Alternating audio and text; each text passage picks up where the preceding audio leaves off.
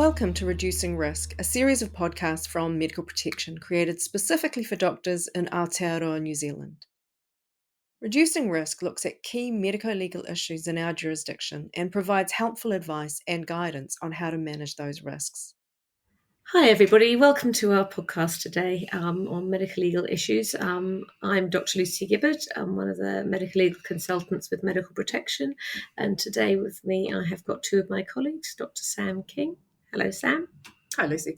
And Dr. Tim Cookson. Hi Tim. Hi Lucy. Okay, and today we are talking about certification. And look, we've all had multiple times when our patients have asked us, oh look, can you just write me a medical certificate for whatever it is, and we think, yep, that's simple, I can do that, that's something that is within my competence, I'll write a medical certificate for them.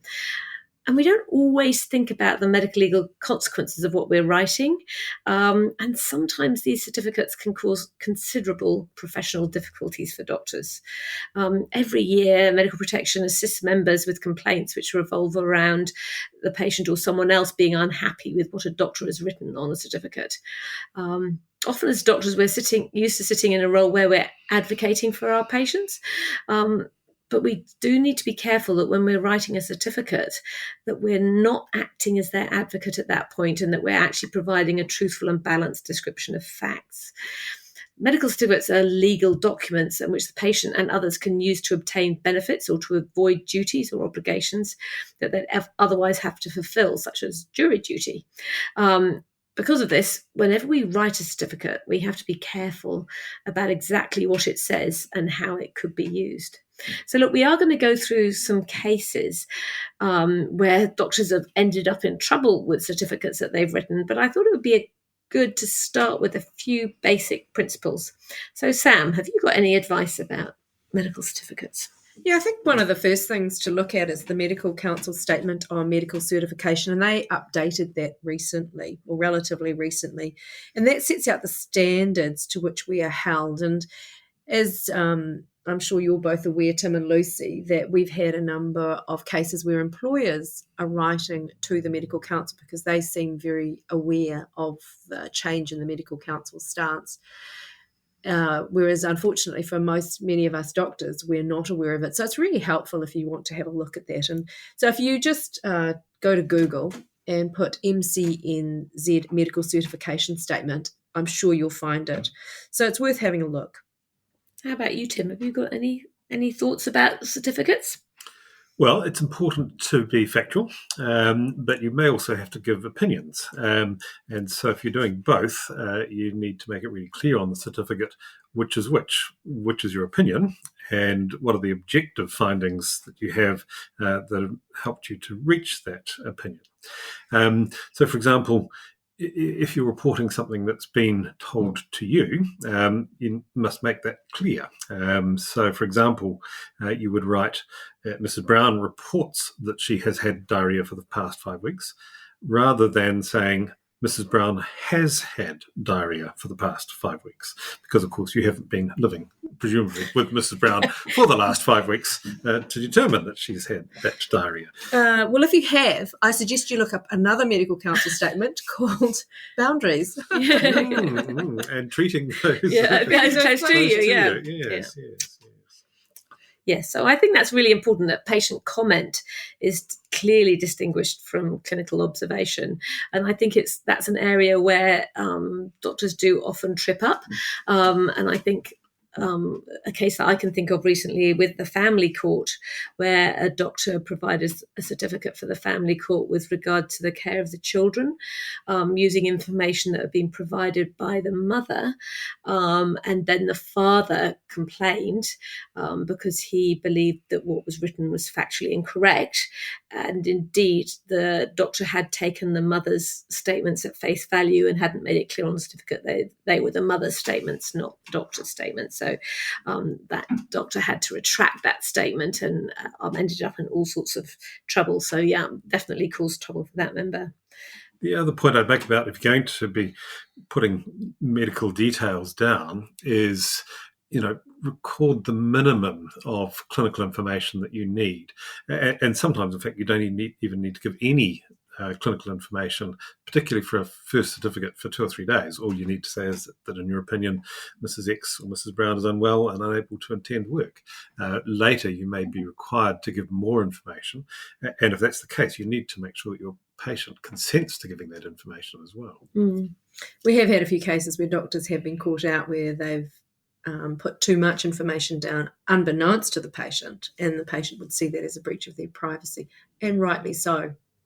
I think the difficulty here is that as GPs, because each of us are GPs obviously, that we do want to advocate for our patients. We spend so long in that role. Sometimes it is really hard to switch out of it, isn't it, and realise I need to be objective and I'm being held to account for what I put down in the certificate.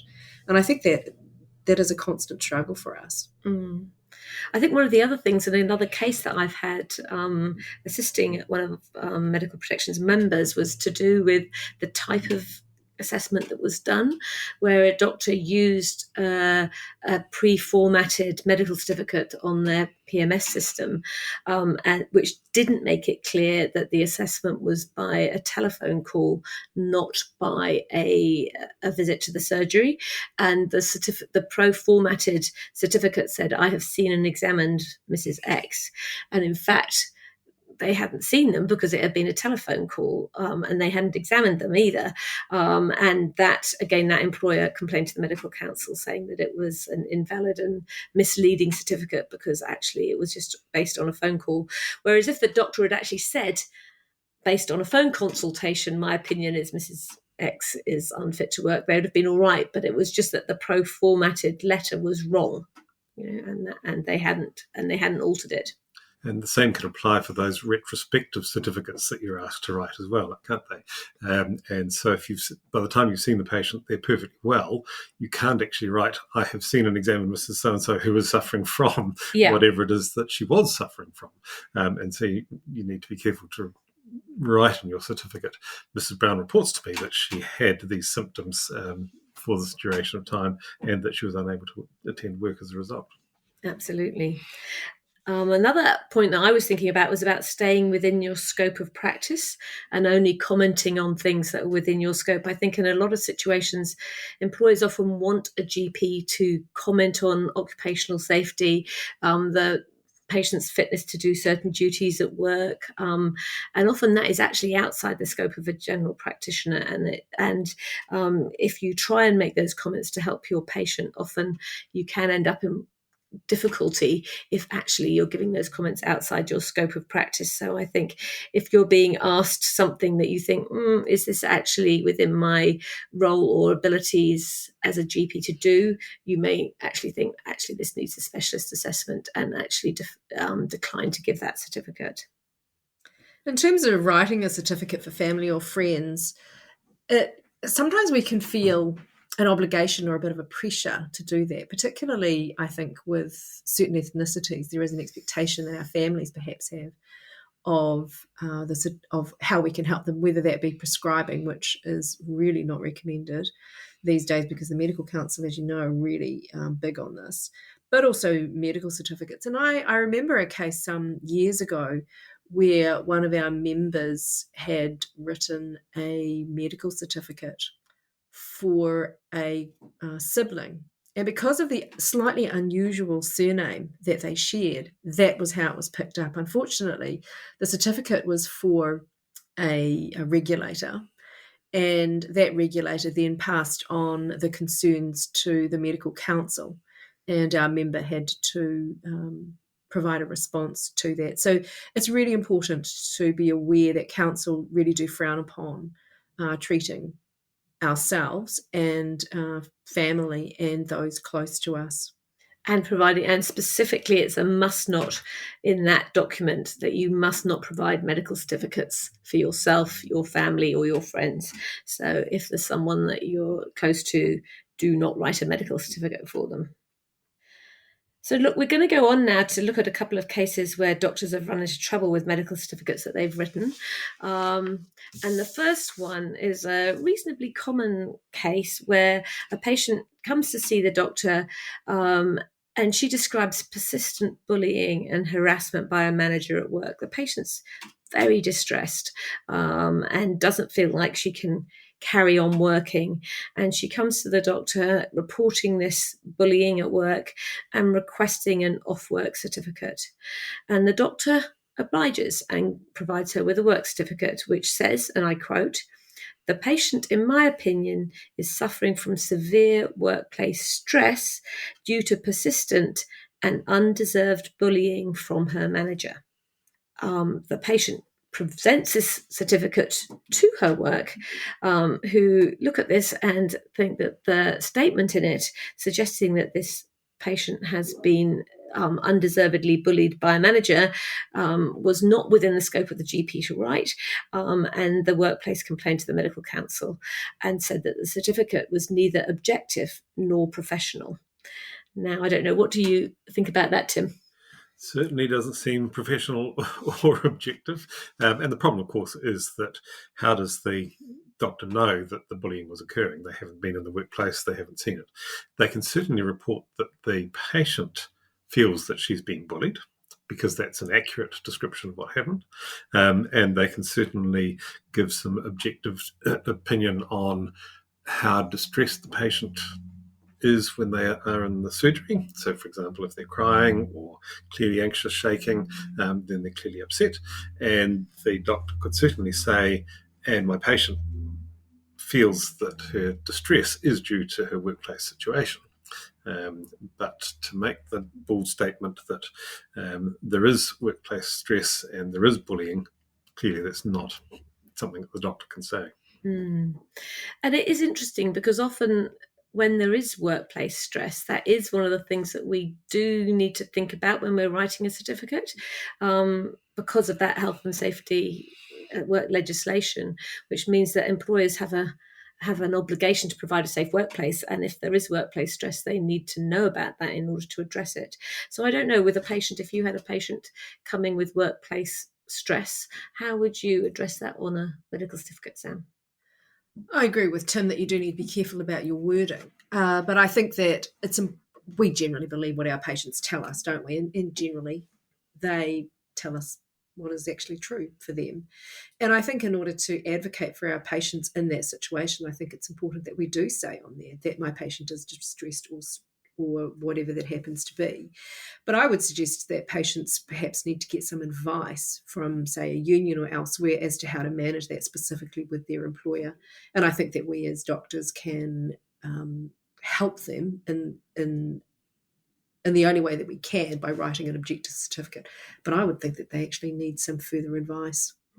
Absolutely. And look, I think it's really important that we're careful that the patient gives us permission and we discuss with the patient what we're writing on that certificate. So if we are saying, I understand that this patient is suffering from workplace stress based on the information that she's provided for me, that we make sure the patient is allowing us to provide that medical certificate to the employer. Because nowadays, so often patients ask us to email the certificate to the employer directly, where in the good old days when we had paper, we used to hand the certificate to the patient and it was them who was releasing that to the employer. If they're asking us to email an employer, then actually we've got to be very careful that we've got their permission to do that. Yeah, usually what I would do is email it to the patient, and then the patient forwards it on, and that's a far safer way. Much safer, isn't it? I think it raises another issue, Lucy, with often the employers want more health information and often patients are reluctant to provide it. And I think that can put the GP into a slightly difficult position, because employers can be very persistent, shall we say, with their requests for health information about their patient. So I'm just thinking about, an employer does have this health and safety responsibility, and they need to provide a safe working environment. So they need the information about their patient, what the condition is and what conditions they need to work in, whether they're put on light duties or whatever that happens to be. I mean, what do we do when the patient says, no, you can't tell them that I have this specific illness? And doctors feel a bit caught. And I think essentially you can release any health information you like to anybody with appropriate consent from the patient. And the patient's quite entitled to say, no, you can't. I think the main thing is to not misrepresent the information that you do give to the employer. So let's just say the patient is happy for you to mention they've got diabetes and they've got migraines, but they're not willing to say that they're addicted to opiates. And if the employer is wanting full information, it's important to be able to say that you haven't provided full information because your patient has withheld consent. You can't represent it as being, these are the only medical problems that my patient has. And I think some doctors get a little bit nervous around that. Yeah, and I think in those complicated ones, they're the ones where you should ring your indemnifier. So if you're a member of MPS, you would ring us and actually discuss what you actually write, because it can be very complicated. In that more simple situation, say where it's the workplace stress, but your patient really doesn't want you to provide a lot of information, then it's probably reasonable to have that discussion with your patient to say, well, look, we've got a bit of a dilemma here, because actually for your workplace to do anything about it, which is their responsibility, they need to know enough detail about what's happening to be able to address the issue. So if we don't tell them, they're not going to be able to address the issue, and we'll end up, you as the patient will end up in an impasse with your employer over the problems that you're experiencing. And that may help your patient realise actually a little bit more information could actually be helpful for them in terms of resolving the situation. I think too, one last comment there, and it's not really about medical certification, but very linked to what we're talking about. Often workplace will ask the GP, for example, for an opinion that around what specific duties a patient can or can't participate in order to provide the safe working environment. And most GPs feel a little nervous because we're not qualified to talk about occupational health, for example. And so in those situations, I generally would advise our members speak to the employer and say, look, that they're not best placed to do that, it's outside of scope, and they're really best to go to an occupational physician for their opinion. Absolutely. I think that's very good advice. So luckily in this particular case, where the doctor's medical certificate wasn't particularly objective, luckily the medical council decided that they would deal with that by sending the doctor an educational letter and reminding them that a certificate must be accurate and in line with the medical council statement. And I'm sure the doctor definitely learned from that, and hopefully all of us can learn from that actually writing an objective certificate is very important, and it may have been more appropriate for him to have actually said something along the lines of, Mrs. X is currently unfit to work. Based on my assessment today, I believe she is suffering from anxiety and insomnia, which she reports is due to stress in the workplace. And I think that's a more objective way of writing the situation than what he had originally written. So look, there is one other case that hopefully we've got time to talk about that I was going to just address, and this was actually a complaint from the patient. The patient, this case, a patient had been seen by a doctor with headaches and with some other symptoms, and had asked the doctor for a medical certificate. The patient alleges that the doctor said to her, "How long would you like off work?" And then the doctor wrote a certificate that said, the patient reports that she's unable to work for that time period, rather than, in my opinion, the patient is unfit for work. So the patient asked the doctor to rewrite the certificate to say that she was unfit in his opinion, rather than due to her report. So look, what do you think about that, Tim? Does a certificate need to clarify that time off work? Is their professional opinion? Is that appropriate? This is a tricky one, really, isn't it? Because it really depends on how confident the doctor is that the symptoms really are causing that much difficulty. And something like headache, it's really difficult to make that assessment. And so the certificate saying patient reports that she's unable to work is actually probably the most accurate. The patient says, well, that's not going to be satisfactory, then that's a bit of a problem. And I guess there are a couple of things that you might consider. One is to say, well, look, actually, although you may not believe as a patient that that's going to be what your employer requires, in my experience, that kind of certificate is acceptable. Why don't you present it? If there's any problem with it, get your employer to give me a call, and I can clarify as needed. So, yeah, whether it should be rewritten really does depend on the degree of objective evidence that the doctor has that she really is unfit for work. It does come down to clinical opinion, doesn't it? Mm. That I agree, if there's no objective evidence, you can't write a certificate to say, in my opinion, because that isn't your opinion. And I think it's around, we need to be very honest in our certificates with what we are thinking, rather than writing something just for this, because a patient would feel more comfortable if we changed our certificates. And that is a common issue, isn't it? That actually the patient may have motivations where they want a specific thing written on a certificate, where actually it may be that the clinician doesn't actually want to do that. And I think it's really important to stick to your guns and actually only write what's objective. What do you think about retrospective certificates, of patients saying, can you certify that I was unfit to work last week because I had diarrhea? I'm fine now. That's quite a common request, isn't it? And I think for a lot of our patients, their employers require a certificate if they've been off for more than 1 or 2 days, and that's fair enough. But again, I think in those situations, I would always recommend that we write, the patient reports to me that they were unwell and unfit, and that that we're fit to return to work on this particular date, because there isn't anything else that you can say when you haven't examined them at the time.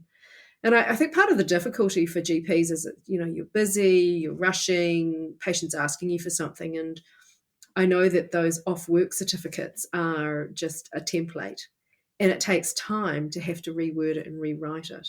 And sometimes I think we can get a little lazy, I suppose, because we are time pressured. But it's really important that we make the changes to ensure that the certificate is accurate. In my practice, we had 3 basic certificates that we would choose from for most situations. One was where the patient was currently unwell, and you could say that yes, they're unfit. The second was my patient reports to me that she was unwell last week and was unable to attend work. And then the third one was my patient reports to me that her child is unwell and she's therefore unable to attend work. Yeah, and I have to say, we developed a new one for this patient was seen in a virtual appointment by telephone/video, delete as appropriate, just to make it clear that was not done as a face-to-face appointment and that it's a virtual. So we have a virtual medical certificate as a separate one as well. So there you go. So look, I hope that's been helpful and at least made you have a think about what happens when you write a certificate and what the consequences might be. As Sam said earlier, having a look at the Medical Council's statement on medical certification is a really good place to start, just to know what the requirements, the professional requirements are for certification. But look, if you've got any particular or specific issues, our members are welcome to give us a call and talk to one of our advisors about any issues that you have. I think the important thing to think about with any certificate is that it is actually a legal document. Yeah. And you need to treat it with the seriousness that any other legal document ought to be treated with. Cool. Well, thank you, Sam. Thank you, Tim. Thank you, Lucy. We'll hear from you next time. Cheers, Lucy. Thank you for listening to this podcast. I hope it's been helpful. We look forward to catching up with you in our next podcast. If you like the Medical Protection podcasts, please subscribe and leave a review.